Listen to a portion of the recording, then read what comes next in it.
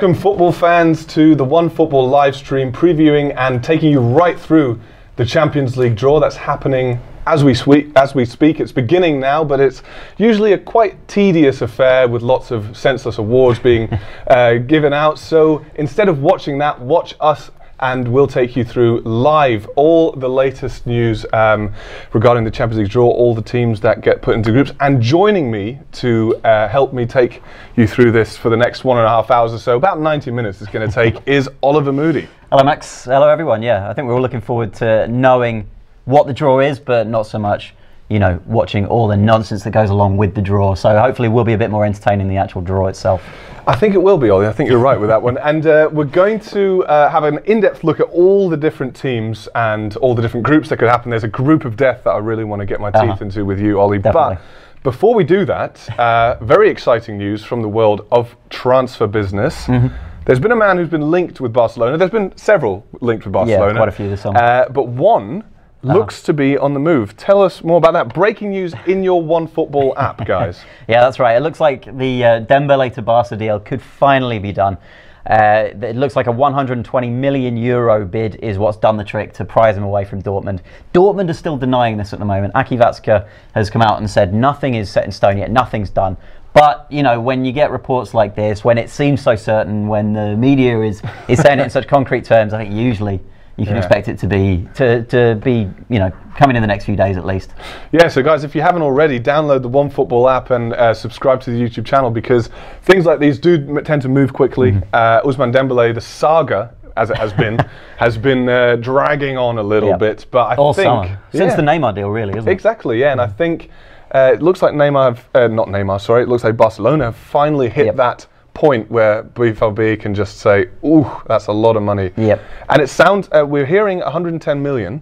120 million, 110 million pounds, 120 million euros, depends on which currency you choose. Exactly, and what do you think of that, Ollie? Is that a fair price? I mean, it's a player who's really only played at the top level for one season. Yeah, but he was really good in that one season, wasn't he? And, you know, he had a good season in France too. I know we can, you know, talk trash about the French league sometimes, but we're seeing from Monaco and from PSG now building up. There are some good teams in there too, and, you know, you've got to have quality to be as good as he was at that age in that season he had for Rennes. So it's a big fee, look, but all the fees are big these days, you know, and after Neymar, it's so hard to say who's worth what. When we're talking about 100 million less than Neymar, can we really call that a massive fee for a kid as young as Dembele, for someone who shows as much potential as he does? I mean, we saw him in the Bundesliga last season. What was it, 20 assists he got for Dortmund? 6 goals, I think, something like that. Incredible stats. He's a for brilliant wing player. And so, yeah, I mean, I think when you look at age, you know, and potential, current ability as well, the fact that he replaces something that they've lost in Neymar, which is that kind of, yeah, the ability to create something out of nothing, the ability to do something that nobody else thought was actually possible in the opposition box as well, where it really matters.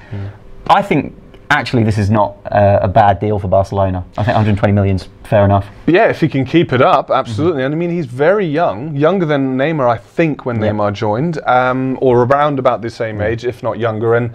And Coutinho looks to be staying at Liverpool. All the noise is coming from Liverpool. There was a big picture I saw today in the media of Klopp and Coutinho hugging it out, becoming best friends. So, there we go.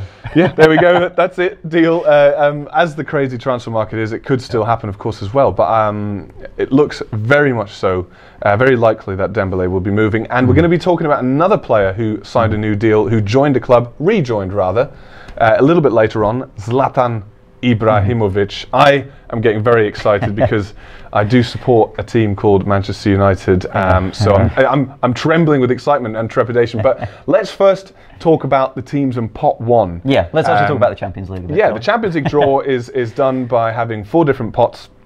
So essentially ranked by the way you finished in the league, your coefficient. There's all sorts of, let's not get into the nitty gritty details. Here you can see on our beautiful graphic, pot 1, pot 2, pot 3, pot 4. So let's start with pot 1, and the first name on the team sheet, or the first name on the pot sheet, as it is here, which is Real Madrid. Ollie, is there any way they won't win the Champions League this season?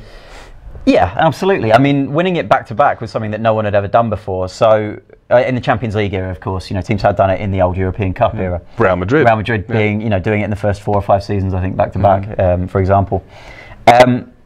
But that was still a massive achievement. It was still something that nobody actually thought was possible. You know, Barca had tried it and failed, and we'd seen great teams make the effort to do this and not manage it. Real definitely look like the team to beat at the moment. There's no two ways about it. I mean, the dominance that they had over Barcelona in the Spanish Super Cup was just immense. Yeah. And with Marco Asensio coming through as well. There he is. There he is indeed. He just looks phenomenal. And he's a player that Barca could have picked up for just a few million euros, and they turned him down. Oh dear. And now Real are getting absolutely the most that they can out of him. And, you know, he's, like we were talking about with Dembele, he's a young player with great potential. So Real are definitely the team to beat. There's no doubt about that. But there's a lot of other good teams in there as well, and you know we'll talk about all of them, I'm sure, as we're going through. But you know, it's not an easy thing to try and keep it up in the league and in Europe at the same time. Maybe in the cup too. Maybe they'll push on all three fronts. So yeah, it's definitely possible that Real won't win it this year. But a hat trick would be pretty incredible. It would be incredible, but you know, for me, they are the favourites again, as you say, as yourself. And one thing that has changed, though, there's been some reasonably high-profile departures. I mean, not necessarily first 11 players, but certainly players who are in and around the first 11, who are certainly on the bench week in, week out, like Alvaro Murata and Danilo. Do you see them weaker compared to last season? No, I don't think so. I mean, the big question with Real is always going to be, is this going to be the season where Ronaldo starts to drop off? And, you know, he's changed his game over the years, but he's still such a great player, such a dangerous forward. And I don't see that changing. I mean, we saw that ridiculous cameo in the Spanish Super Cup with a phenomenal goal in there. But, you know, Real still look very strong. I don't think the loss of someone like Danilo is going to affect them too much. Morata, very good player, scored a few important goals for Real last season, but he was never first choice. I think they'll cope without him, especially when you look at the other attacking players they've got, you know, with the likes of Benzema, Bale, if they can get him really playing this season, and Asensio, who we talked about. Yeah. Well, let's just turn to the comments for just a second. Of course, please do comment in the live chat, guys. BritPlays123 is asking, are you going to tell us the draws as well? Of course we are. We're going to tell you them as quickly as we can, as we find them out, and with a lot more panache and expert opinion than the boring UEFA Champions League draw, which is, trust me, I can watch it right now, and it is supremely boring. There are three men in suits and a lady in a dress talking about probably not the teams, and there's a shot of the crowd, two grey-haired men, and then there's Totti. There is Totti. We don't have Totti, but we have Oliver Moody, who's a footballing expert, an aficionado of the European game in particular. Apparently. I can put on a dress if you want as well, if we want to, you know, maybe later, I'd be quite intrigued in that one. Scottish Ross is saying, come on Celtic, best atmosphere in Europe, what do you reckon? Yes or no? Hey, I mean, that's definitely one of the biggest atmospheres, the biggest stadiums in Europe, you know. I'm trying to think what other stadiums I've been to that could match up to it. Camp Nou, maybe? Camp Nou, maybe. You know, I've been to the Bernabeu and great football, not such a great crowd. Sorry, Real fans, but you know, hey, they were booing their team when they were 3-0 up. And Ronaldo's complained about that, and I completely agree with him. At United, that doesn't happen, and at many clubs it doesn't happen. Exactly. I shouldn't be favouring United. They got high standards, and fair enough for that, but NK7GR saying Man United. Yes, I'm with you on that one. NK7R. Just quickly, a few questions here. We will give you all the draws as we get them. The draw's happening right now, although UEFA do tend to slow down things a little bit. So that's why we're here, to answer your questions, to talk about what you guys want to talk about. Of course, answer any unanswered questions like, is Dembele confirmed to Barca? No, he's not confirmed. Just been hearing from a few sources here at Onefootball, and we've got the best sources, don't you worry about that, that the transfer is looking like it's finalised. However, the announcement isn't going to be today, possibly not even tomorrow. So today we're just going to focus on the Champions League draw. Ali Sameh here saying Arsenal need a new signing. I'm sure we'll get into that definitely, a little bit without later. a shadow of a doubt. Lots of people declaring who they support. Please do let us know who you support. And if any Chelsea fans are watching, that's who we're going to talk about next, because we're still on pot one, the big hitters of European football. We've just talked about Real Madrid. Let us know who you think is going to win the Champions League, of course, and subscribe to the YouTube channel, because we get much more events like this, live shows, and many more daily shows, including shows with the man to the right of me, with Oliver Moody, who has a very exciting new show on Onefootball, which I very much enjoy. Thank you. And you will be able to watch that That's right, tomorrow? Fridays it gets published, yeah. But so this week we're going to be talking a lot about a rising star in the game and what he could be worth, whether he could be the man even to break Neymar's transfer record. Oh, wow. That's Christian Pulisic. Ooh. And yeah, I mean, not a name perhaps that gets thrown around so much, but, you know, the future is bright for that man, definitely. A fantastic first Bundesliga day for him, a goal and an assist. Absolutely. He scored in the German Super Cup as well. And he's in my fantasy team, which makes it all the more better. That's the most important thing, Max. So Kakaru Exo is asking us, well, he's saying Chelsea to win it. Can Chelsea get close? How good are they under Antonio Conte with Alvaro Morata, without Diego Costa? Without Diego Costa, that's the big one, isn't it? Because I think Conte is such a great coach, you know, and the way he got them playing last season, they had a bit of a stumbling start, but the way he turned them around tactically, the way he got them playing was just excellent. The way he changed the formation, changed the tactics, and they were just unstoppable for a while there. So I would say they're definitely among the top candidates for the title this year. What about this man here, Alvaro Morata? But Morata, yeah, I'm not so sure that he can replace the aggression that Diego Costa gave them up top last season. You know, because that was one of the key things about Chelsea, I think. And when you look at the last 3 seasons with Chelsea, when Costa's been on form, Chelsea have played well, generally. When Costa wasn't on form, when him and a couple of the other players perhaps didn't fancy it with Mourinho anymore and weren't playing at the same standard, it just fell apart a little bit, and they had that shocking season, didn't they? But Morata's a great player, don't get me wrong. I think he's got talent in spades, but whether he can replace that aggression up top, I'm not so sure, and that could be the difference between real success and not achieving real success for Chelsea this year. Well, and one big difference is, as Vasco Alleluia points out, thank you for your comment, Vasco, without Matic. No more Matic. He's gone to Manchester United, another team we will talk about in just a moment. How big is that? How big a role can that play? Matic was a great player in his first season back at Chelsea. I think it was his first season back. Then he was one of the players where his form kind of dipped a little bit. And I think at his peak, he's a brilliant defensive midfielder. And we're seeing now with him at Manchester United, we'll talk a bit more about that in a minute, I'm sure, but the way he's sort of released Paul Pogba has been really impressive. But I think Chelsea have got a good replacement in Timothy Bakayoko. You know, a big presence in centre midfield, good quality player. So I'm not sure they'll miss him actually too much, but he is a very good player. It's not to belittle Matic's quality. Yeah, well, and I think moving swiftly on to Manchester United in pot 2 after shall we say a sabbatical from the Champions League. Another team that's had nice way of putting it. Another team that's had a sabbatical actually, as Peter Hall points out. Thanks for your comment, Peter. He says, "Hey guys, great talk." What a lovely compliment to pay us. Wouldn't it be great if Leeds United were in the Champions League again? Wouldn't it be great? It would be great, but it's not going to happen anytime soon, Pete. A Man United fan here says it's going to be great. Yeah, okay. No, look, Leeds were a massive club back in the day, weren't they? And even just whatever, 15 years ago. But yeah, sadly, I think it's going to take a while for them to get back to this stage. And then they sold Cantona. So we saw Chelsea sell Matic, the beginning of the end for Chelsea, perhaps. No. But seriously, though, as you say, he's played well for Manchester United.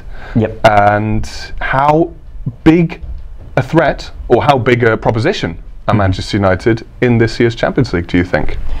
They definitely, the first couple of games of the season, they look like they got their mojo back a bit, don't they? It's been totally different to Mourinho's first season at Man United, where, I mean, Man United were just boring last year. Like, the number of home games that they drew, you never would have got that under Fergie in the old days. I think it was even more than you got under Moyes.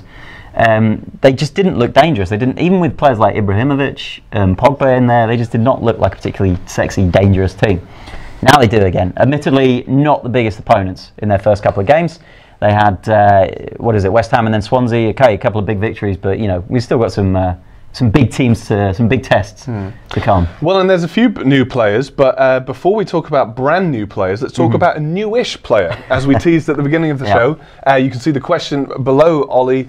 Is Zlatan the missing piece in the United puzzle? Because a lot of people were saying, you know, Lukaku, great signing, Matic, great signing, Lindelof, you know, but are they a team that can really threaten the Champions League? A player like Ibrahimovic might just tip them from being, you know, a quarter-final team to a semi-final, final team. Yeah, maybe. I mean, I think they had Ibrahimovic last season, obviously, and still finished in 6th place. But no, Lukaku, of course. Obviously, yeah, Lukaku coming in and a couple of the others too. United definitely look like a better team than they were last season. And I winning the Europa League, as we see here. Exactly. And they did that, of course, with Ibrahimovic and Pogba and Mkhitaryan, the guys we're seeing there. And now adding Lukaku to that, I think that's going to be more important than Ibrahimovic, to be honest with you. But what Ibra gives to them is something a bit different to the other players they've got up top. You know, Lukaku and Ibrahimovic are two totally different kinds of striker. Mourinho's going to love playing with both of those, you know, being able to throw both of those guys out there. You know, whichever fits the opposition best, you know, he can put on, or he can change it up halfway through a game. You know, if it's not working out with Lukaku, he can throw on Ibra. Great options to have.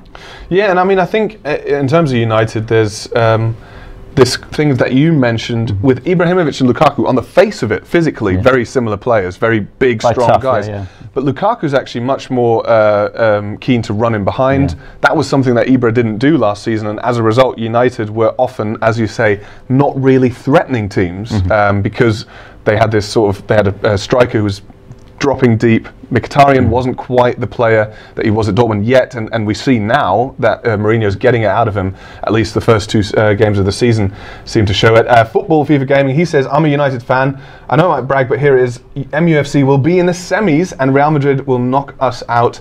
And in the Prem, they will win it. Pogba, Martial, Lukaku are key to that. That is a very specific set of predictions. A very specific one, yeah. So, yeah, thanks for that. Max, go through those. Tell us, what do you think? Firstly, Champions League semi-final, knocked out by Real. Do you think that's a likelihood? Put it this way, but at the beginning of the season, I basically predicted that United would make it into the quarterfinals. I think they will make that. Anything else is a bonus, but Ibrahimovic is a player who will really just tip us over the edge, I think. So it can be it could be possible, you know, to make it into the semis. I don't see it being a massive upset if they do, especially now the shape that they're in, the form that they're in. So we're hearing just now that there's the first draws are happening as we speak. So please be patient, guys. We will let you know as soon as we can, as quickly as we can. You see, I've got my laptop here. He's got Twitter his tablet coming up here as well. Onefootball open, Twitter open. It's all happening. Everything going on. First club to be seen. So Spartak Moscow in Group A. Spartak Moscow. So for any, regardless of how good Moscow are, one thing that they always have in their favour is it's a very long away trip. And it's a very cold away trip. Yes. Absolutely. Is that a team you'd fancy having in your group, Ollie? Absolutely not. I mean, as you say, going there in the depths of winter or even just in autumn, it's a freezing cold game for those players, and it's a long journey too, as you say, like hours and hours on a plane. It's not one really that anyone wants. But that being said, they're not a team that typically gets past the group stage. So I think although it's a tough game, they're definitely a team that can be beaten. Well, that's in Group E, Spartak Moscow, that they've been drawn in.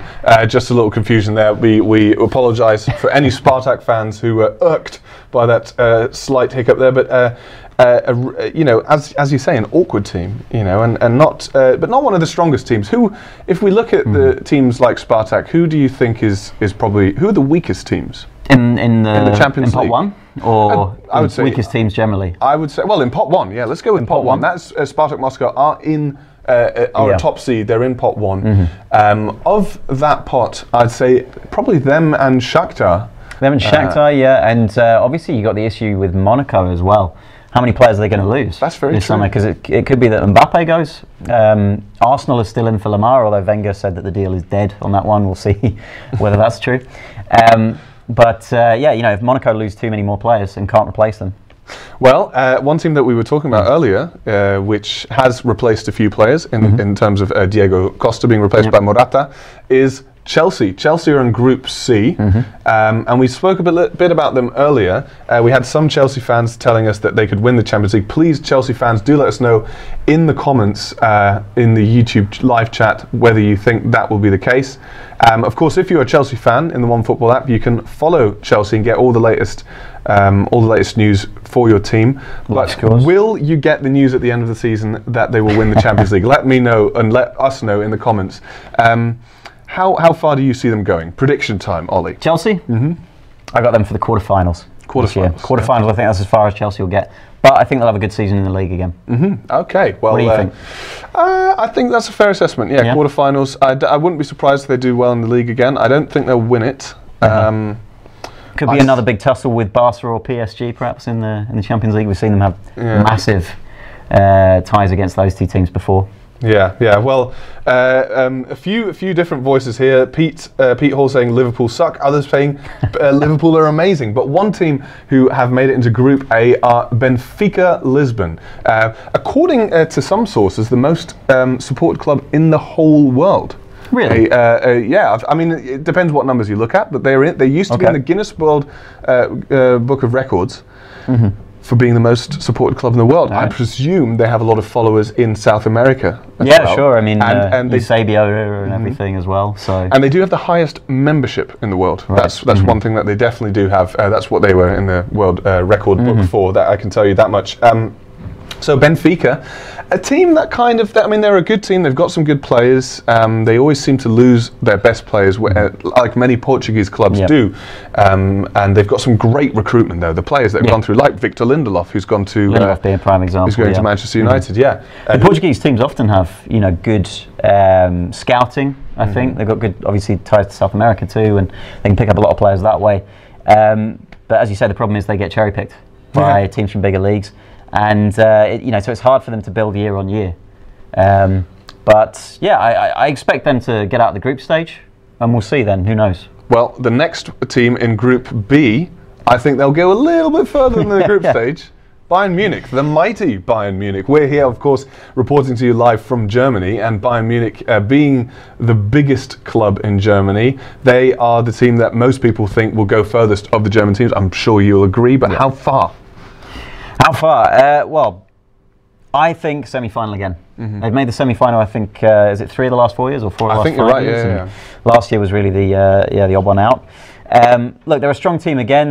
They've signed some good players in Corentin Tolisso. They've got a couple in from Hoffenheim as well. Niklas Zule, Sebastian Rudy. I still don't think they're going to quite get there with Ancelotti. Although he's a great coach, I just don't think it's fit properly together for Ancelotti and Bayern. And so I can't see them going all the way. I think they're stronger teams. I can see what you mean, although I really highly rate him.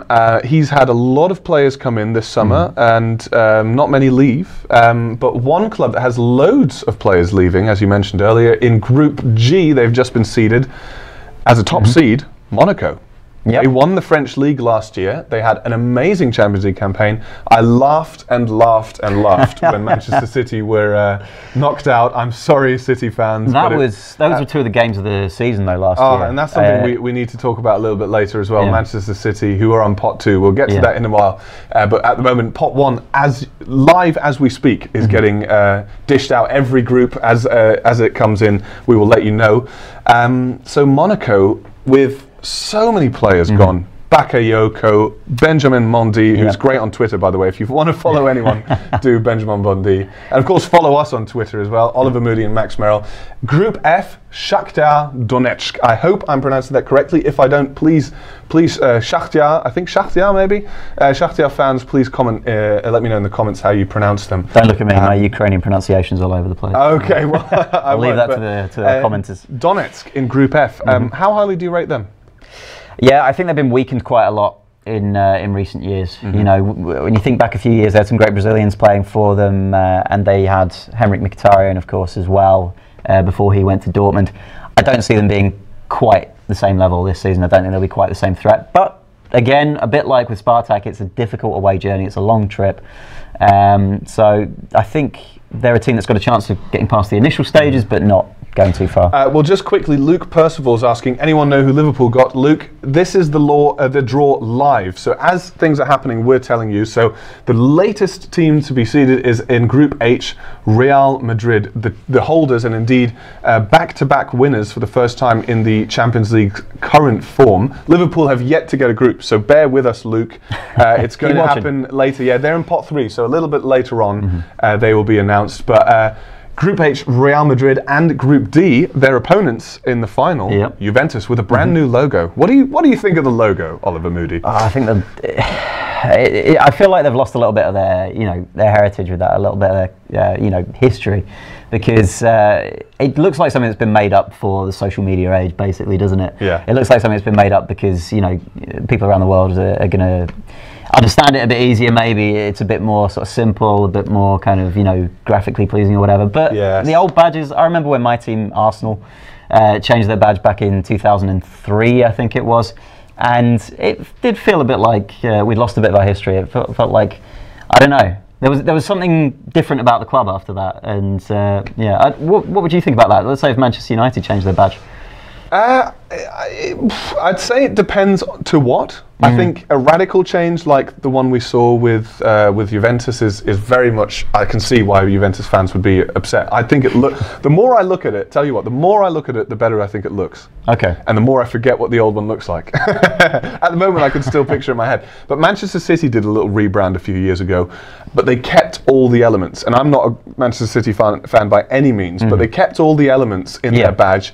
And it does look a very nice badge, I've got to say. And Manchester United, at the moment, the badge, I would very much hope that they don't change it. Yeah. If they made a minor adjustment to it, I think I could live with that. I think if it's a big adjustment... And that is a big adjustment as well, that Juve badge, isn't it? Huge change. It looks totally different now. And I mean, Arsenal's badge in its current form, I think, is very, very aesthetically pleasing as well.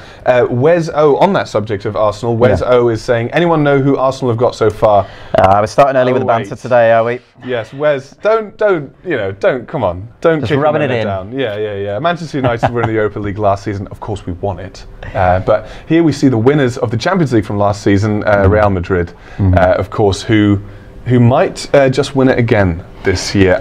We've seen pot one go through now. We've seen Real Madrid, Bayern Munich, Juventus, Benfica, Shakhtar, Monaco, Spartak Moscow and Chelsea all get their respective groups. Of those in pot one, is Real Madrid the strongest? I think. Yeah, absolutely. For me, definitely. Not only the way that they dominated last season, they've dominated really the last few years in the Champions League. They won 3 of the last 4. But the way that they blew away Barca, I think, in the Spanish Super Cup, it was so impressive. The way they hit Barca on the counter a couple of times at Camp Nou and took them apart with a couple of incredible finishes as well from Ronaldo and Asensio. Asensio again then in the second leg when Ronaldo was suspended. I think they're far and away the strongest team. So we're just starting to hear that pot 2 is beginning, so we'll give you the latest now. A few of you asking, when is the draw happening? The draw's happening right now. Don't worry. If you're thinking, why are these guys talking on and on and on, it's because the draw is slow and it takes long, and they take long breaks, and they do all this. Look at this ex-player who's going to pull it out of the hat. That's why you're here. Well, in between the two pots, they crowned Sergio Ramos Defender of the Season for last season. Okay. Well, so on the subject of Real there and how good they are, a deserved award for you, Max? For me, no. I'm going to butt in there, actually, after throwing to you. I think he's a very good player, don't get me wrong. I don't think defensively he's the best in the world. He's a great leader on the pitch. He's a big aerial threat on the pitch, but not necessarily defensively the most solid person. I mean, there's players like Chiellini who you could argue are much better defensively at the more pure of the game. But let's take a look at the latest draw from pot 2. We're hearing Porto have been pulled out of the hat, and they'll be joining Monaco in Group G. So let's just bring up the graphic for you here. Porto haven't been drawn. Nope. Sorry about that, guys. A little bit of a mix-up there. Just trouble with the graphic coming up. Yeah, but Porto have been drawn alongside Monaco.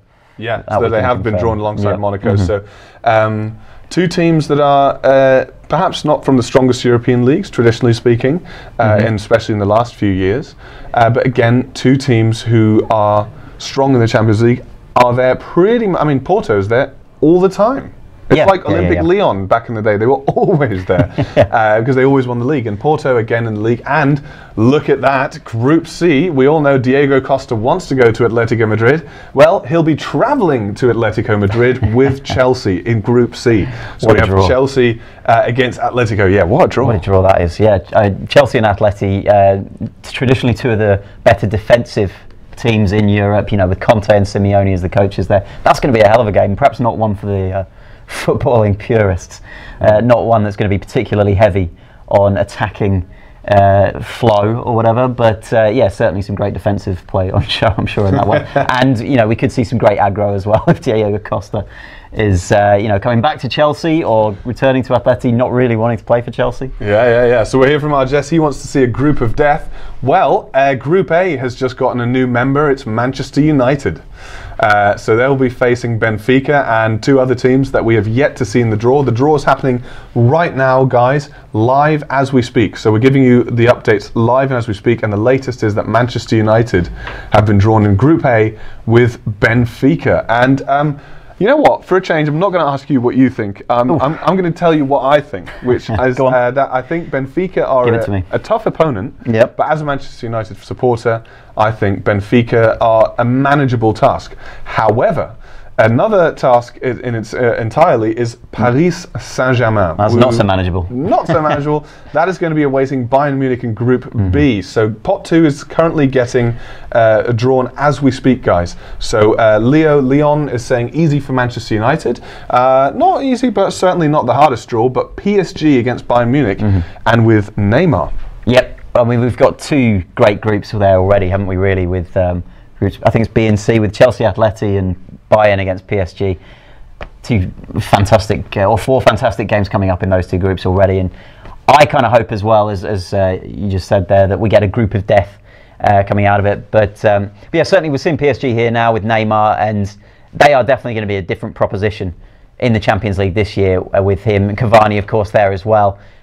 Possibly Mbappe as a ridiculous front 3. Ridiculous, yeah. So how far can PSG go, do you think, Max, with that front 3, if they get Mbappe in? I think, you know what, they could make it into the final. Yeah? They could. I do think there is still issues around the team because Blaise Matuidi has left, for instance, which I think is a huge mistake. He's a massive player for them, and he left for just 18 million. Really good player. In this transfer market is pennies. I mean, it's pennies. Yeah. It's nothing. It's ridiculous. I was very surprised to see them let him go. They obviously have to clear out somewhere, but I wouldn't have started there. I agree. So PSG, with Neymar, of course, a proposition. It just depends how they can gel. And without Blaise Matuidi, who I think was integral to their play, indeed he did play in the Champions League for them last season. Neymar up front. Did PSG really need more up front? I don't think that was the area they were lacking in. If you can get better, and you've got the money, then you get better. Basically, you don't sort of stick around with what you've got and just hope that they'll improve season on season. If you can go and get Neymar for 220 million, then go and get him. Well, Group F has just been given a new addition, which is Shakhtar Donetsk. They already are. Shakhtar Donetsk, Man City have been joined. Have joined Shakhtar Donetsk, and Dortmund have joined Real Madrid. Now we're just going to swap out that Sevilla graphic there for you guys. So Shakhtar Donetsk in the group with Manchester City in Group F. What a draw that is as well. And Manchester City, I mean, it's not the hardest, but I mean, let's turn to Borussia Dortmund. Yeah. Without Ousmane Dembele, who we're hearing live that he has quite possibly joined Barcelona. No official confirmation of that today from Barcelona, at least, and Dortmund still denying that, but sounding very close, like the deal's almost done. And Ousmane Dembele, without Ousmane Dembele, Borussia Dortmund will have to face Real Madrid. Yeah, that's a huge one. They had them in the group stage last year as well, of course, didn't they? When they had Dembele in the team. He's going to be a big loss for them, but Dortmund started the season really well against Wolfsburg, and they ran Bayern close as well in the Super Cup. Dembele's a great player with great potential, but Dortmund will be getting a huge amount of money in return for him. I think they'll be okay in the long term. I don't think they were among the favourites to challenge for the Champions League title this year anyway, but it's still a loss for them, of course, and this late on in the window, who knows if they can replace him adequately. Ojidego, who you're just saying, if Arsenal were here, they would be playing Bayern again, which I think is one of those certainties in football. Yeah. And another certainty in football is there is always a group of death. And there is a group of death brewing, guys, because Barcelona are going to be meeting Juventus in Group D. Barca, Juve, and who's the other one we've got in that group? So far, hold on, Group D. I'm going to have to find this out. Sorry, guys. We're just going to hold up for that. Your website's down. That's correct. Yeah. Okay. So, guys, the Champions League website has crashed. The UEFA Champions League website. Breaking news: UEFA's website has crashed So we're having just a little bit of a... I'm going to get this all on Twitter right now. Just on. Okay, Barca-Juve, that is huge as well, isn't it? We're talking about the other two groups that have got potential to be groups of death, but Barca and Juve, of course, they met in the final a couple of years ago, right here in Berlin, Max. Yes. Massive atmosphere in the city. Yeah. Barca do not look like the team that they were 2 years ago, though, and it's not just Neymar, I think. You know, losing Neymar is obviously a big deal, but Barca do not look like a team that's got the fluid movement and the passing that they had a couple of years ago. What do you think of their chances this year, especially now they've been drawn against Juve in the group? Yeah, I can't see them getting into the semi-final, to be perfectly honest with you. I agree with you. They didn't look themselves last year even. And in the Super Cup, we saw, I put it this way, in the European Super Cup, Manchester United were outclassed by Real Madrid, and I was not surprised. I thought, you know, fair play, great to get a goal, you know, great to not be thrashed 3-0. It was 2-1, I believe. If my memory, or have I changed my memory? No, I think it was 2-1. But you know, I was sort of grateful just, you know, to see them not be outclassed, and I knew, I always was confident that Real Madrid would win. However, to see Barcelona outclassed in the Supercopa de España like they were, over 2 legs, mind you, home and away, was quite shocking. And Barcelona, I think, will need to get their act together if they want to get anywhere near the semi-finals. I don't see them getting anywhere close to the semi-finals. It's please a pretty swift fall, that, isn't it? I do think so, yeah. Please do let us know, guys, what you think in the comments. By the way, just a little heads up, the UEFA site has crashed. So we're just experiencing a little bit of technical issues on UEFA's end, so we're just waiting for them to sort that out. But I've got a good stat for you here, Max, actually, while we're waiting for that to come back up. We've got the groups here actually now, so let's well, why go don't we through just that first. Run through the groups here for a second. Group A, Benfica, Manchester United, we talked about. Not a huge task for Manchester United. Benfica, not as strong as they perhaps were in recent years. Nicolas Gaetan left, I think, 2 seasons ago, and a few of their key players missing. On the other hand, we have Bayern Munich against PSG. That looks like a group of death brewing, really. And like the next one as well, with Chelsea and Atleti. You know, and then again with Group D with Barca and Juve, you've got some massive potential. With those 3 groups. And Group E, Pot 3 and Pot 4 teams will be wanting to get into Group E, I think, because that's Spartak Moscow and Sevilla.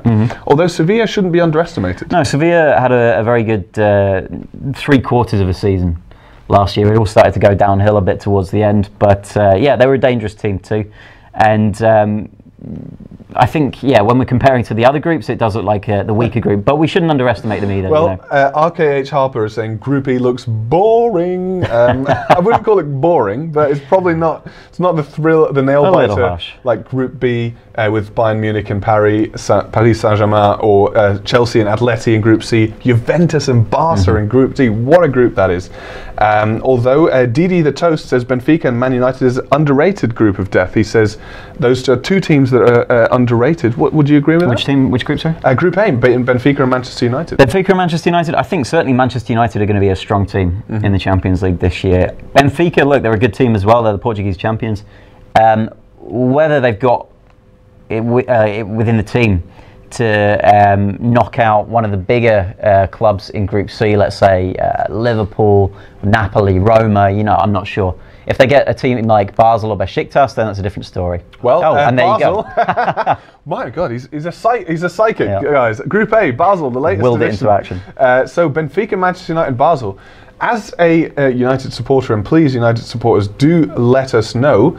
Moe here saying Groups B and C and D are the strongest. Cian, I hope I'm saying her name right, says this draw is going bad for every team apart from City. We'll talk about City in just a moment. But for Manchester United, I think the draw is going rather well. The latest addition being Basel, to a group that includes Benfica and themselves. Probably somebody here saying it's rigged. Nuka Cola is saying it's rigged. You always get someone every year. There's always a conspiracy theorist. But, no, I don't think it's rigged, but you know, it's a good group for Man United so far, certainly. Yeah, one of the users whose name I'm sorry I can't pronounce. I can't say this on camera. You've got a very interesting name. I'll just show it to Ollie, and he'll laugh at your name. Well, yes. good grief. Is that a request? Wiggly Diggly is in the name, though. You saying Manchester United are so lucky, and Leon saying, as I say, easy for Manchester United. Well, Liverpool fans, we've got an update for you. Group E is your new home for the Champions League season. Spartak Moscow and Sevilla. Sevilla, of course, a team that the Liverpool fans will recognise from the Europa League knockout stages. A very impressive team, I always thought. A little bit weakened since their coach left for PSG, Unai Emery, but nonetheless a threat. So for Liverpool fans, what do you make of that group? I think Liverpool fans will be fairly happy. Look, I mean, we've talked about a few of these groups to death, and I think if you avoid any of those three groups, you're going to be happy at this stage, because, quite frankly, that would be a near impossible task to get past two of those teams. And look, Liverpool look really impressive so far. They outclassed Hoffenheim going forward in the playoff. They've got some really exciting attackers, and they could go a long way this season. Well, let's look at the Turkish champions Besiktas, who've joined Monaco and Porto in Group G. Besiktas, and we've also got Tottenham popping in Group H.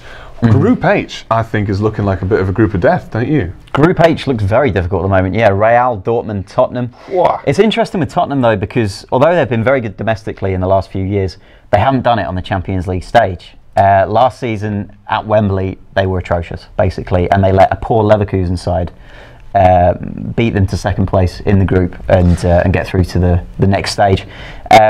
Whether they can set that right this season, whether they can finally put that Wembley curse to bed, will probably make the difference for how far they go. Yeah, well, very, very true. And now they're playing all their games in Wembley, so maybe they'll just be slightly improving. We're hearing Group C has got another edition. It's Roma against Chelsea and Atletico. Another very difficult group. It is another good one, yeah. I mean, Roma, of course, finished second in Serie A last season, so a dangerous proposition by any stretch of the imagination. They've lost Francesco Totti, of course, sadly for them. Yeah. But still, you know, that's a pretty good group. We've got a couple of real group of death nominees already, I think. There. I'm just going to stop you there, Ollie, because I think I've found the most impressive nickname for Liverpool. Hok Leong Fong is saying Loserpool will be knocked out in any group. And Loserpool, as he calls them, are in a group with Spartak Moscow and Sevilla. Not the hardest group, really. I'd back them to get out of that group. I'm a Manchester United fan. Another team joining us now, guys. Be ready. Drum roll, please. In Group D, Olympiakos Piraeus, the Greek stalwarts in the Champions League, who are seemingly always there and don't tend to make it very far. And I can't see them getting very far this year either. Sorry to any of our Greek viewers out there, but when you've got Barca and Juve, I know we've been saying Barca are not as strong as they were a couple of years ago, even last year, but I can't see them getting past Barca or Juve. I don't know, have you got any hope that you can throw out there for Olympiakos fans? No.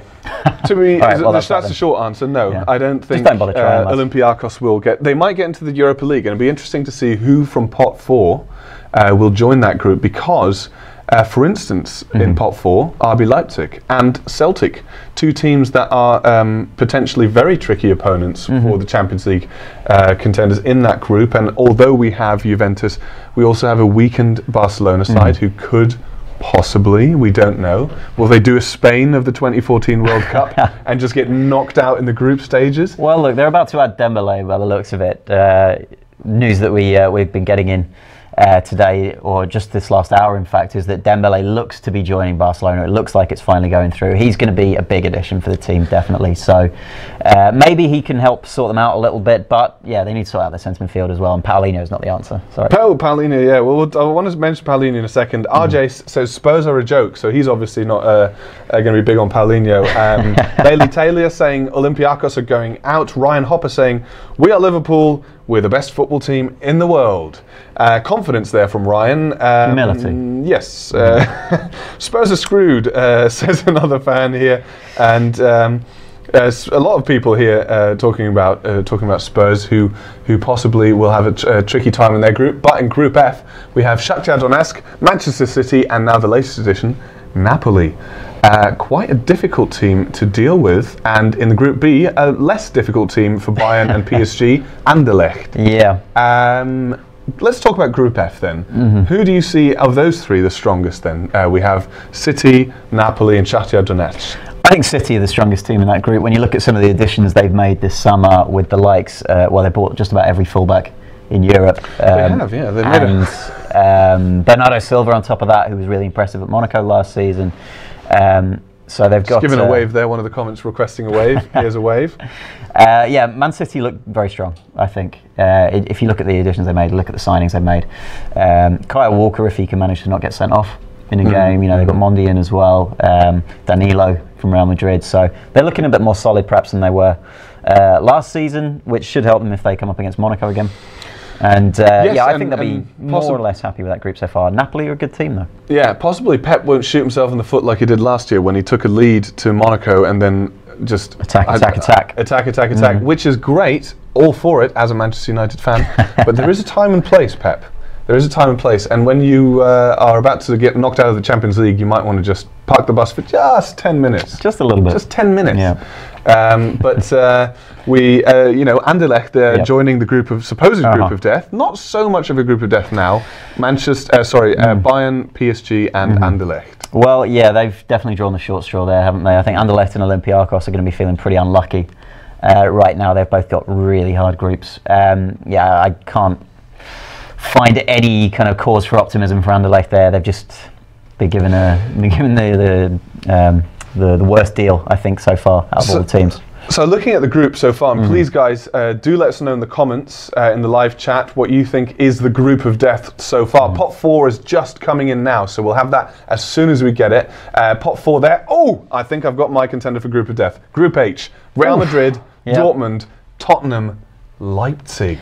That is awful for Tottenham. Yes. And for Dortmund and for Leipzig. I mean, all of those teams would have been hoping for basically any other group, I think. To have to play against the champions for one thing, and then to come up against, you've got the team that finished third in the Bundesliga, and Tottenham as well. It's that's a nasty one. Yeah, you're absolutely right. That is probably the group of death so far. Probably, although we have yet to find out who's going to be in Juventus Barcelona. It could be Celtic, who have been a thorn in in Barcelona's side in the past.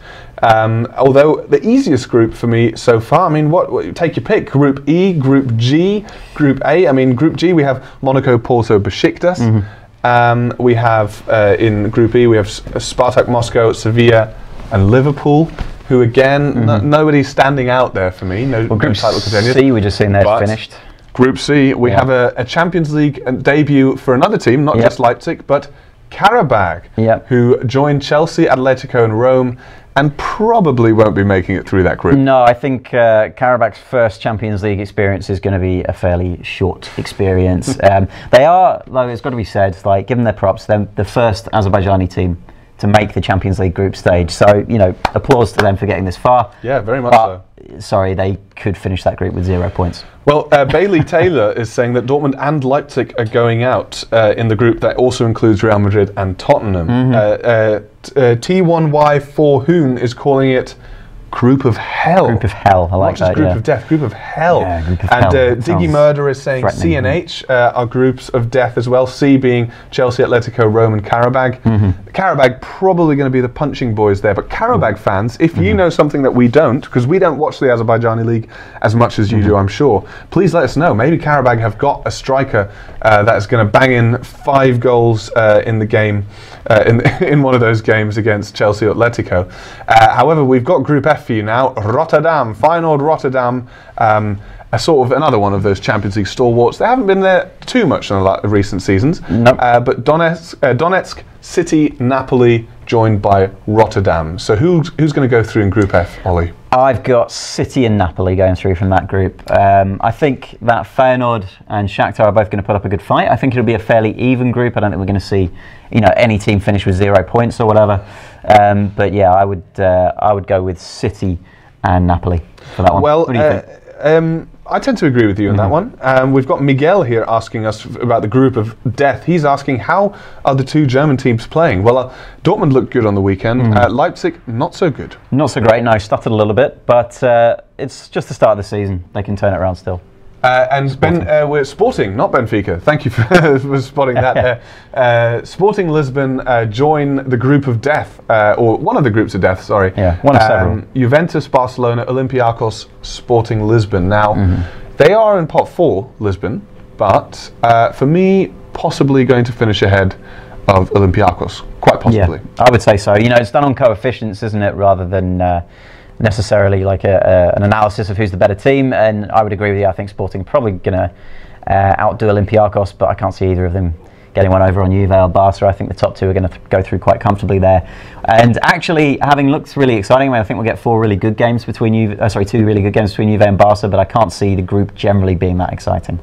Well, a group that will be very exciting is Group B, and we've just seen the latest edition: Celtic Glasgow, Bayern Munich, PSG, RSC Anderlecht, and Celtic Glasgow. Some vintage stadiums there, some great places, absolutely, some great stadiums there, and some great away trips for the fans. Definitely, yeah. That's quite a good group in terms of powerhouses around Europe. Obviously, Celtic are not the team that they were, you know, back in the 60s or whatever, but you always get a great atmosphere at Celtic Park. I think they'll give them hell. You know, they gave Man City a rough ride at home last year. They won't roll over for anyone, especially at home. And that's going to be a really fun group to watch. Well, Lama, I am reading the comments. Don't you worry about that. I've just got to juggle all the teams coming in, Lama, and the latest team to join Group A. There you go. Manchester United are in Group A, and I'm a very happy bunny because it's CSKA Moscow. So that is the group finally in Group A is Benfica, Manchester United, Basel, and CSKA Moscow. I'm a very happy bunny. Yeah, I bet you are. I'm a very happy bunny. A couple of tough tests in there, but I think it's a group that Man United fans will look at and say, yep, we've got that. Yeah. So guys, let us know, what do you think is the easiest group? I'd probably say in this current form, Group A, probably going to be the easiest group. Manchester United are so lucky, says Matty19. And so many easy teams for Manchester United, says another fan here. Bailey Taylor saying Manchester United are through, lol. And another fan here saying we are lucky so-and-sos. I mean, this is crazy. Manchester United with a very easy group. I mean, it could have been a lot worse, obviously, you know, Bayern or Real or whatever. But yeah, like I say, I think a couple of tricky tests. We talked about Spartak being a tough ground to go to, but Man United will be feeling pretty confident. I think. I believe Group E is also finished now. Yeah, we've just got to make a little correction, guys, in Group G. Little correction. Sorry about that. Of course, we're here in Germany. We know we can't have two German teams in one group. So Group G is where Leipzig are. They are in a group with Monaco. You've seen it now. Thank you for letting us know in the comments, guys, and apologies for confusing you. Group G with Monaco, Porto, Besiktas and Leipzig. That's a tasty one. And Group H, not as difficult as we thought, with Real Madrid, Dortmund, Tottenham and Apoel Nicosia, who are from Cyprus. So what a fantastic draw we've got here. And Leipzig in a group with Monaco, Porto and Besiktas. What do you think of Group G, Oliver Moody? I think Leipzig might win that group. I think even though it's their debut Champions League season, Leipzig are not Karabakh. No disrespect intended. And I think, you know, we talked about Monaco losing players this summer. Porto, I think are a decent team, but I think RB, based on the performances that I saw last season, if they can keep holding Naby Keita, if they can, you know, keep Timo Werner scoring and keep Forsberg, you know, racking them up as well, racking up the assists, then RB could legitimately win that group. Well, Lama, sorry for it. We just had a little mix up there with Leipzig, but you know, we're keeping things interesting for you. That's what it's all about for you. Now we have a complete draw, so let's just take a look at the graphics, guys, and we'll go through group by group. So let's take a look at Group A: Benfica, Manchester United, Basel, CSKA Moscow. Your prediction, please, Oliver Moody. All right, Man U are going to win the group, Man United, sorry, and Benfica are going to come second.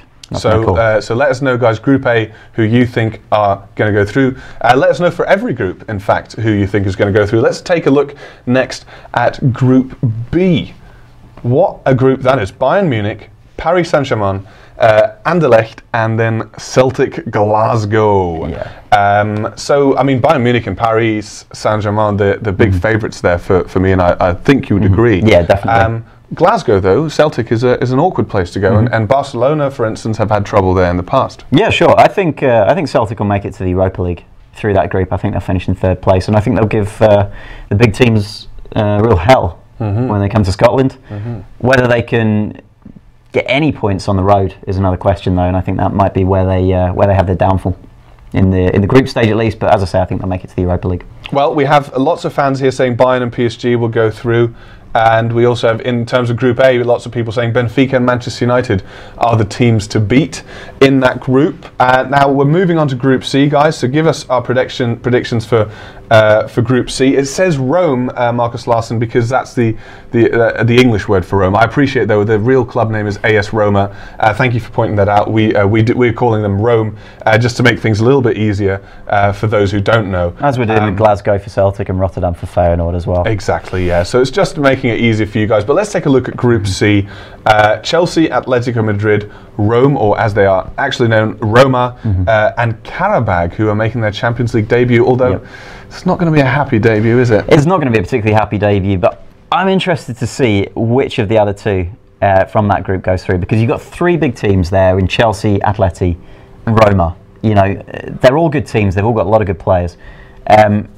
And really, any two of them could go through, and any one of them could go out. So I think it's going to be interesting to see. What do you think? Who's going to? Well, you look at Chelsea and you'd back them to go through. You look at Atletico Madrid and you back them through. Although Didi the Toast here is saying that Roma and Atletico will be going through. I think Chelsea, for me, are the team that could top the group and could go third. Just because they're a bit thin in terms of their squad. And a few key injuries could mean that they're just a bit stretched across the Premier League and the Champions League. So we see Pedro here wearing a little mask. He always seems to get his nose broken. Fabregas banned at the moment. He's also someone who's injury prone. And looking at the defence and the wingers and the central midfield, actually almost all departments of the pitch, except striker, I don't think they have depth. In terms of striker, Michy Batshuayi, Alvaro Murata, and if Diego Costa stays, they've got depth there. But if you look at maybe an injury to Conte in midfield, Hazard in terms of the wing, and then in defence, Cahill and Luiz, then you're looking at a very stretched squad. But so lots of you saying Chelsea and Atletico are going to come through. But we'll talk about Group D. We'll get to Group F in a moment, Alicia. But Group D, Juventus, Barcelona, Olympiakos, and Sporting Lisbon. Now, we did think at one point that this would be the group of death, but what do you think now, Ollie? Yeah, not so much. I think for Sporting Lisbon and Olympiakos, it's going to be the group of death. I think Juve and Barca are going to go through quite comfortably in that group. You know, Olympiakos, as we said, they're a team that's always there or thereabouts, but they don't often actually make it through to the knockout stage. And I think Olympiakos fans, like let us know in the comments what you think. Tell me I'm wrong, please. Yes, please do. And of course, guys, if you want to get more content from OneFootball, subscribe to the channel, please, and let us know which big team is looking shaky. Now, I just mentioned Chelsea there as a team who, don't get me wrong, I think they're a very good team, but if they get a few key injuries, they're looking shaky. But Barcelona, another team we mentioned earlier on. So do let us know. Subscribe to the YouTube channel for more OneFootball video content, and do let us know which big team is looking shaky. We can cross over then to, quickly, Group D, your prediction, who goes through Juventus and Barcelona, right? Yeah, it's got to be Juve and Barca. I think Juve are going to win that group for me. I actually thought Juve were going to win the Champions League last season, and they got all the way to the final and blew it. But I don't think Barca looks strong enough to finish ahead of Juve, so I think it'll be Juve, Barca, and the rest. Yeah, and definitely Oliver, yes, Chelsea definitely the champions and very strong team in the first 11. I just think their squad depth isn't as deep as it could be. Now, P. Mick is saying, I'm not a happy Atleti fan. His group was Chelsea and Roma and Karabag. Yeah, that's a rough one. Let's take a look at Group E then. Spartak Moscow, Sevilla, Liverpool and Maribor, who no team in there I would say is nailed on to make it past the quarterfinals. Sevilla are always a team that tend to surprise us. Liverpool, a team that, depending on whether they keep Coutinho or not, could be a threat. Sure. What do you think of that group? I would say even without Coutinho, Liverpool are a big threat. If you look at the way their front three is playing at the moment, without Coutinho, they look very good. One of their goals against Hoffenheim They just slice them apart from back to front, and I think they look very dangerous. They'll ship a lot of goals. That's their problem. They'll concede a lot of goals this season. But the likes of Salah, Firmino, and Sané as well. You know, these guys are great attacking players. I think they're going to score a lot of goals there. That guy is definitely a problem. The Moreno, I think he is symptomatic of their problems defensively. Yeah, he was at fault. Now, a lot of people saying here, Liverpool and Sevilla definitely will go through, although some people saying Spartak Moscow and Sevilla, and Liverpool won't make it. Now, I tend to agree with you when you say Liverpool will be fine without Coutinho. I mean, he's a very important player, but in terms of the way that Klopp plays, I think a player like Salah, a player like Firmino is much more suited to that. The 4-3-3. Coutinho is not a winger; he's a number 10, and there's no real space for a number 10 in that side. He's a bit of a luxury player, to use an old phrase. I think he's a very talented player, Coutinho. But whether he actually, as you say, fits into Jurgen Klopp's philosophy, I'm not so sure. I think they're better with. I mean, Firmino is a very kind of cultured centre forward as they play him. Could really also be playing in that number 10 role if he had a number 9 alongside him. But with Mane and with Salah, they've got so much pace there, and I think that's actually better for Liverpool. And I think they'll rip teams to shreds with that setup. Coutinho, obviously, though, is a player that you would always want to have in your squad to bring in and change the game, maybe. Well, I'm getting a great comment here from Konstantinos Konstantelos. What a fantastic name you've got. Like me, the same consonant at the beginning. K and K. With me, it's M and M. Olympiakos won 3-2 against Arsenal, 1-0 against Juventus, and 3-2 against Atletico, he's saying. They are not going to be just rolled over, I guess. But even though they're in such a tough group with Juventus and Barcelona, they could be a threat, and I'd love to see them be a threat. Well, we'll move on though to No, I'm just thinking about when he mentions the Arsenal win in there. You know, I can remember a couple of seasons where Arsenal went to Olympiakos in match day 6 when they were already qualified and put out a team of kids. So I'm not sure actually how how important those victories were, but fair enough. If you think they've got a shout in that group, then best of luck to them, because they're going to need, like against the likes of Juve and Barca. Maybe they can take advantage of Barca not being as strong as they have been in recent years, though. Yeah. Well, let's move on to Group F, guys. Let us know who you think is going to get through Group F. Shakhtar Donetsk, Manchester City, Napoli, or Rotterdam. I mean, a bit of a mixed bag here. Rotterdam, not probably the strongest side in that group. I'd say the weakest side in that group, sorry. Shakhtar Donetsk, again, a side who have had better times in recent years, more players, a lot of players that have left them. Manchester City and Napoli, on the face of it, look to be the favourites there. I would say Man City and Napoli are the teams that are going to go through in that group without a shadow of a doubt. I think Feyenoord with the Dutch league is just not perhaps as strong as the other leagues. Can't attract or keep talent like the other leagues can. And you know, Man City I've talked about already. I said that I think they made some great additions to the team. Napoli gave Real a few issues in, I think it was the quarter-final stage of the Champions League last season. They've got some good players there too.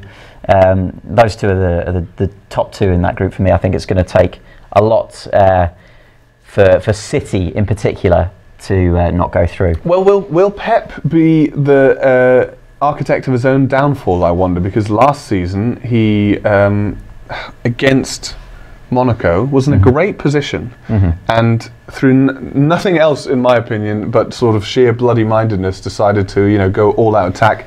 They have got new signings now: Danilo, Kyle Walker, who we see here, and Benjamin Mendy, who we just saw a minute ago. Walker obviously got sent off on Monday. So 3 fullbacks for around about 120, 130 million. Yeah. Is that the element to fix Manchester City's problems? Yeah, to an extent. I mean, you can't just buy in new defenders and think, oh, that's going to solve everything, because obviously it's part of the kind of philosophy of the team as well. The whole team's got to defend as a unit. It can't just be, oh, we'll buy a new fullback here or there. But yeah, I think Pep now has got more like a team that he wanted. Last season, I think he was still missing a few parts, and I feel like he will probably feel like he's filled in a few of those missing spots. Certainly they look much stronger in defence. Bailey Taylor's asking, why are they going for Evans? Do you think he's the right fit? That is a bit of a strange one, isn't it, Johnny Evans? He is. Man City, he is. He's a good defender, though, and he's good on the ball. Yeah, he's reasonably confident on the ball, which is not always the case for British defenders. He's experienced in the Premier League too. He's got a lot of game time at Man United, obviously, among others. It could be just a wise old head, you know, for the likes of John Stones to learn alongside. And I think certainly, you know, City have spent a lot of money on some high-profile centre-backs in recent years, like Mangala and Otamendi, and it hasn't really worked out. We've had some real high-profile failures there. So perhaps City are just thinking, hey, let's get someone in who knows this league back to front, who's played against every team 20 times, knows what they're doing here, and can just fit into the team. Well, the wonderfully named Tears of Disgust has said Pep Guardiola needs any help he can get. This group is a start. I tend to agree, it's not the trickiest group. Dina Kiangte, though, saying no team will reach the quarter-finals. None of the teams in Group F? No team, no English team. Oh, no English team, win, okay. We'll get the quarter-finals. 2017, well, a strange username there for 2017, I'll say. Evans is a good experienced centre-back who will be the perfect addition to Manchester City. So going back to the point about the English teams, I'm not the most patriotic of Englishmen, Max, but when I look at Man United in the group that they've got there, I think they're going to come through that pretty easily. And then it's all about the luck of the draw that you get. You know, so I would expect Man United, Liverpool, and Man City all to go through, or possibly as group winners. Tottenham have got a bit of a rough one there, so they might struggle, but I think we'll see at least 3 English teams in the second round. And then, as I say, it's just the luck of the draw for who you get. So I disagree with that. I think we'll see at least 1 English team in the quarterfinals. Yeah Boy is saying City may get the quarterfinals. And Leon is a Spurs fan, so I'm expecting he will back his team there. Although Pierre Mick is saying Griezmann will hit a brace against Chelsea. And Minier Banan is talking about Monaco and Leipzig in Group G. He's saying they'll go through in Group G. Now, Group G involving Monaco, Porto, Besiktas and RB Leipzig. So, Ollie Moody, who's going to go through? Yeah, I'd agree with that. I think RB Leipzig are possibly, as I said before, the strongest team in that group. Debutants on the European stage, of course, for being such a new team. But I think they've got a good coach there. He's got his head screwed on properly, and I think they'll get there without too much of fuss. And Monaco, look, I mean, they went a long way last season in the Champions League. They produced some brilliant performances, knocked out Dortmund, knocked out Man City. So, although they've lost players, I think they will come through that, and I think we're going to see, as the comment just said, I think we're going to see Monaco and RB Leipzig come through that group. Yeah, well, Liverpool lad here, he's given us a prediction for every group, and for Group G, he said Monaco and Besiktas. He thinks Besiktas will get through ahead of Porto and Leipzig. I think that's a very even group, Group G. Those are all sort of pot 2 teams for me, really, who could all arguably be a pot 2 or 3 team. Besiktas and Leipzig maybe a little bit behind, especially Leipzig because they haven't ever played in the Champions League. But if we look at Group H, Liverpool lad saying Real Madrid and Spurs. Depending, I mean, we're hearing Ousmane Dembele's deal to Barcelona is almost complete. If Dembele's gone, who do you think is going to go through the group? Real Madrid, you've got to say. The favourites to win the group without a shadow of a doubt. And then it's a real toss-up between Dortmund and Tottenham, you know, because Apoel, you would think, are going to be the whipping boys of that group. Dortmund, I think, are going to be decent anyway. With Tottenham, the real question is, can Pochettino get them playing properly at Wembley? It was a massive problem for them in the Champions League group stage last season, where, as I was saying earlier, they lost out to a really mediocre Leverkusen side. They've got some good players in there. Eriksen, we're seeing right now. Harry Kane, of course, has been banging in the goals for the last few seasons. It's not a matter of personnel for me for Tottenham. It's just a matter of, can they get used to Wembley being their home for this season? They couldn't last season, and it cost them. They lost their first home game of the season in the Premier League this year. Okay, it was against Chelsea, so that was a tough one. But still, it just adds more sort of fuel to the fire of the question of, are they going to feel at home this season at Wembley, Tottenham? And if they can't, then Dortmund, hey, they're a good enough team to take advantage of that. Well, and I mean, whether they'll feel at home is very dependent on how they do in the league, I think, as well, because that's where they were last season. They still played at White Hart Lane in the league. This season they'll be at Wembley all the time. Didi the Toast, lovely username Didi. Please do subscribe us and leave comments galore on all videos because I love your username. Didi is saying, Dear OneFootball, didn't Besiktas get banned for 2 years? They got a suspended sentence. So at the moment they're allowed to compete and they're sort of on their best behaviour for crowd troubles and other small issues. So they are in the Champions League. They are allowed to be there. A lot of people here saying Real Madrid and Dortmund. A lot of Arsenal fans, I believe, are talking about Tottenham here in a not so happy manner. But keep the comments coming, guys. So let's just, taking Real Madrid out of the equation, who could win the Champions League? Yeah, it's a tough one. When you look at the groups that have been drawn so far, you're looking at maybe Juve is having a difficult group, Chelsea, Atleti having difficult groups, Bayern and PSG too. But I think all of those teams are going to get through, or most of them certainly.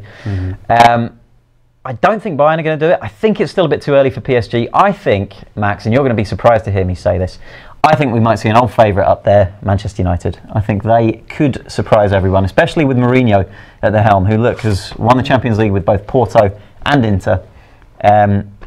It's all set up for them, I think. Well, in terms of the group, it's definitely set up for them. And I tend to agree with you. The one thing that you have to say about Mourinho teams is the second season is always where it tends to go right for them. And we saw them win the Europa League last season. I realise that is not the same thing. It is nowhere near the level of the Champions League. But he was able to do that, and Mourinho was able to add significant quality to the squad. I'm not going to jinx it. I'm going to say semi-final at the most.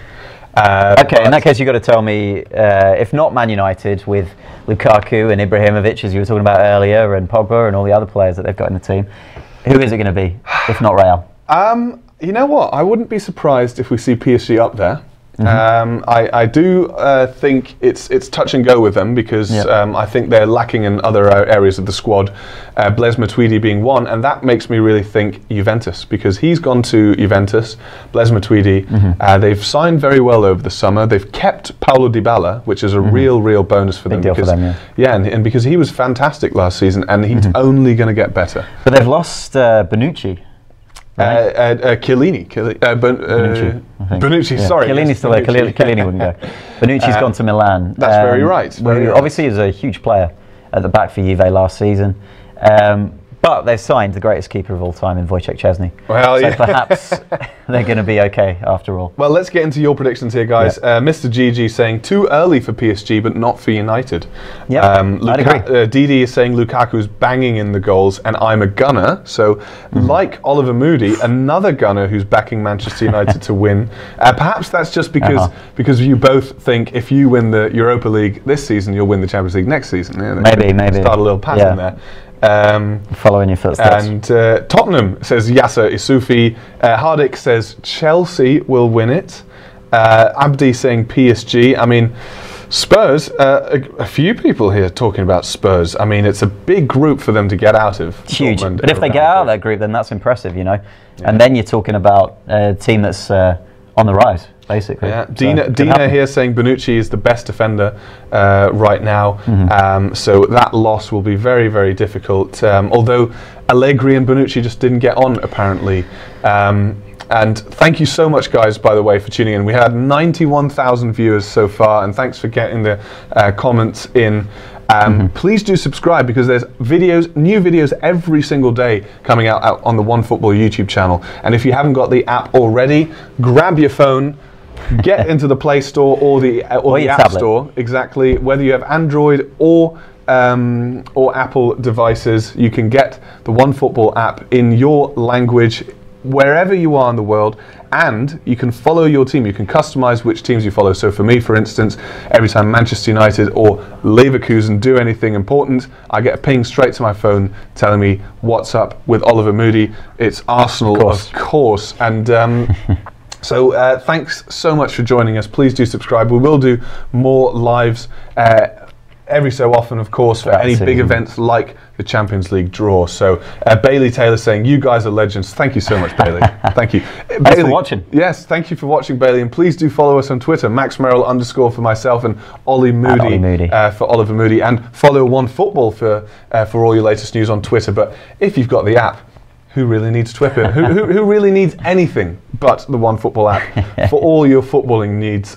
Thank you so much for joining us. Samim, trust him, he's saying Onefootball is the best app ever.